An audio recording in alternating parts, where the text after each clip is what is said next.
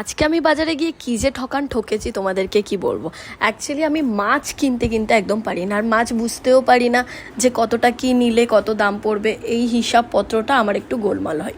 যাই হোক, আমি সকালবেলায় উঠে আমার আমি যেই থেকে এসেছি মাছ একবারে কিন্তু মানে আমি দাগা খেতে ভালোবাসি, আমি ওরকমভাবে মাছ কিনিনি। একবার কিনেছিলাম চিংড়ি মাছ, সেটাও ঠকে গেছিলাম, আর একবার কিনেছিলাম নেড়ে মাছ, ব্যাস। তো ঘুম থেকে উঠেই কিন্তু আমি বাজারে গিয়ে দেখলাম কি মাছ কিনবো বুঝতে পারছি না। বাজারটা ঘোরার পরে তারপরে একটা দোকানে আমি বললাম 2 পিস দাগা দিলে কত নেবেন। তো বললো এই পিসটা নিলে 40 টাকা, আর একটা সাইডে ছিল ওটা 80 টাকা দুটো। আমি বললাম 80 টাকা, ঠিক আছে দিয়ে দিন। তারপর দেখলাম পিসগুলো ছোট ছোট।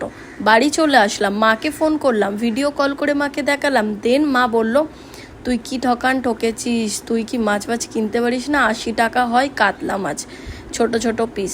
তারপরে আবার বাজারে গিয়ে লোকটাকে বলতে উনি আবার এক্সট্রা মাছ আর একটা দেয়।